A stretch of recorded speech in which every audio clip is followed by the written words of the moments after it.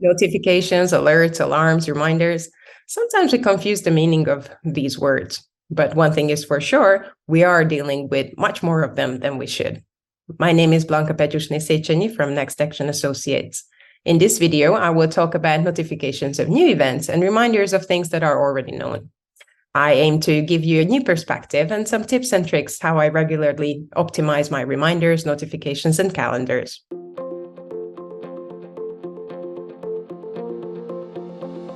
What you need to know about me is that I hate distractions. I firmly believe that everyone in the world should be able to focus on what they are doing, let it be an important discovery or just proper relaxation.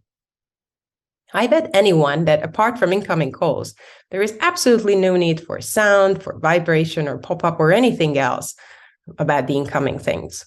Most of our communication today is asynchronous, meaning that I send a message when I want to, and you will read it when you want to. If something is more urgent than that, then there will be a phone call or even personal contact. I assume that you, like me, click on your inbox several times a day and look at your phone every few hours. So think about the pings you hear, the pop-ups you see, the buzz you feel. Which one is so urgent that it cannot wait until you will check your inbox or device the next time? And what happens when you look at it? You get distracted in whatever you were doing. Even if you just heard it and didn't look at it, your mind is triggered to think about it. Or since you're distracted, you are going to look at it and just try to ignore it, or you even get engaged with it. Either way, you cannot stay focused on finishing what you were doing in the first place.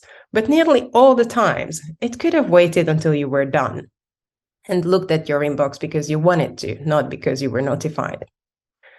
Notifications make us do things that we would do ourselves anyway, but they make us rush to it. Imagine an important CEO and his PA coming in every few minutes just to tell him that someone shared his LinkedIn post or he got a new spam email.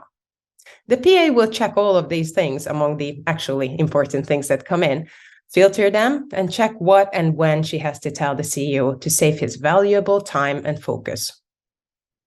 Kids need constant prompting. Wash your hands, put on your shoes, go to the toilet, because their brain is not yet capable to handle all of this on their own. But you're not a child.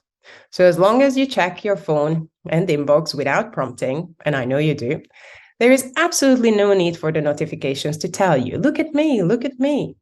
You will check the app with the red dot when you want to.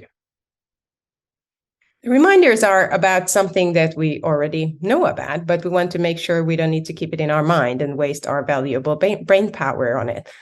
We need a reminder for them. The simplest one is, for example, an important document that you need to take to the office tomorrow. What do you do with it? You put it somewhere where you know you will cross it when you're leaving the house, so by the door or next to your keys. You put it there because you trust that you will see it when you're getting out the door and you will take it with you. You don't need to think about it until then. And that's what the perfect reminder is, the one that is trusted, and it only reminds you when and where you need it and not anywhere else. And look at those reminders that have a set time for them. For example, the first one of the day, of course, is the alarm, but I'm not getting into the dividing of topic of to snooze or not to snooze. But what is the second most popular snooze button people use? The meeting starts in 15 minutes. Now, how many times did you see it and continue to work on something or even started something new that you thought would fit into those 15 minutes and then you realize you're late for the meeting? Well, the perfect reminder for me for a meeting is never the default 15 minutes. For a virtual meeting, 5 minutes is enough to get a glass of water, go to the bathroom, open the necessary documents, and connect. If it's a meeting in person, then I will calculate with the travel time. I will block that in my calendar as well, both to the meeting and from. But I will most likely need reminders much earlier to prepare for the meeting or for the trip, to book the ticket or make the presentation. These are not for a certain time, which takes me to the next type of reminder, an item for a to-do list. When I have something to do, but there is not a set time for it, I can do it right now or anytime until, for example, for this meeting.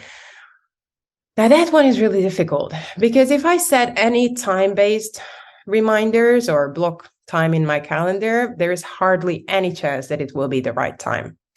I will likely ignore it and be numb to the reminders, or I will stop doing something that is actually more important.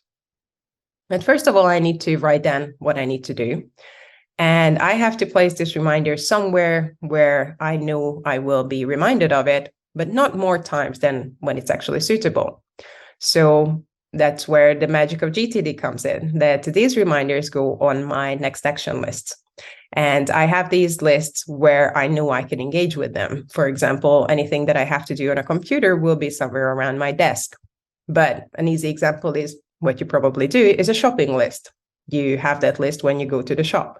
If you don't, then that's not a good list to work with. But the important thing is that there is no notifications disturbing me that when it's not suitable, but I will be aware of this thing that I have to do when the time and place is right for it. Sometimes I do not need written reminders. Sometimes the physical item would do. So for example, something that I need to read before a meeting, then it's easy to put the actual printed out material on the desk, and I know I will get to it when I'm in the mood for reading. Sometimes I just leave a tab open on my browser so that I know that that's a form I want to fill out or that's an article I want to read. But if it stays open too long, then again, without engaging with it, just saying that, oh, I have to do that, I will end up being numb to all these things that I have to do. There are all those reminders that you might say that it's not useful, but you still need sort of a security check. So it's a checklist to make sure that you did things you're most likely doing on autopilot, but especially things like taking a medicine, you need to be sure that you really did it. For such things, I use a reminder app on my phone without any notifications, but something that I can actually tick off when I'm doing it or at the end of the day to check that I actually did that. But there is no need to distract me during the day, just good to be sure at the end. These right notifications and reminders are different for everyone, and they change from time to time. When I had a rough period in my life, I ended up putting more of these autopilot things on my checklist. Last time I was clearing out the house and I wanted to sell a bunch of things on Marketplace, I actually enabled the messenger notifications that were never on before, just to make sure that I speed up the sales with, quick response times. The rules are not set in stone. They are here to make your life easier, and you will make changes to it when it is suitable. But if you feel like there is absolutely nothing to change in your world of notifications and reminders, then there is just one thing I ask you to do. Next time something pings or pops up, just think about it. Was that a good time for it? And if not, make those necessary changes.